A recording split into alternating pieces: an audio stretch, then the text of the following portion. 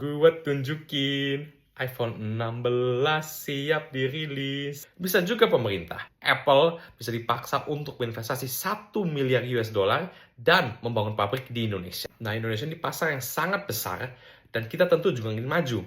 Maka lazim-lazim saja bukan kalau kita meminta perusahaan yang berinvestasi di sini untuk berkontribusi untuk kemajuan bangsa. Tidak salah, tapi apakah paksaan dan ancaman satu-satunya cara untuk mendapatkan investasi tambahan dan teknologi terbaru? Untuk menjawab itu, kita tidak harus melihat jauh-jauh.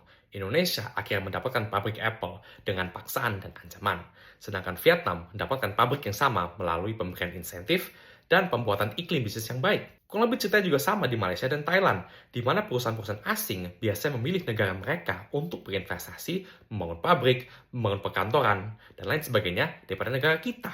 Nah, terus Indonesia gimana? Kita ini memang pasar yang besar, tapi kita seringkali tidak bisa meyakinkan investor.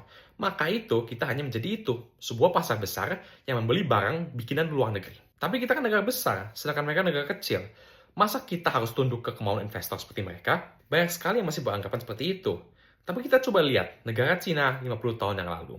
Sebuah negara yang jauh lebih besar daripada kita, tapi tidak terpaku terhadap fakta itu. Melainkan, mereka memilih untuk mengalah sementara dan membuka pintunya sebesar-besarnya untuk para investor. Akhirnya jadi apa? Hari ini, mereka ekonomi kedua terbesar di dunia dan perusahaan-perusahaan lokalnya dapat bersaing dengan perusahaan barat di pasar global. Nah, sekarang kita apa kabar? Banyak hal tentang Indonesia yang akan selalu menggoda investor. Tapi kita masih harus semangat dalam mencari mereka, meyakinkan mereka, dan ketika mereka sudah sampai di sini, memperlakukan mereka dengan baik. Sekali lagi, kita tidak bisa semuanya. Jadi mari belajar dari mereka-mereka yang sudah bisa. Nanti akan saatnya kita angkuh, tapi kita harus hebat dulu.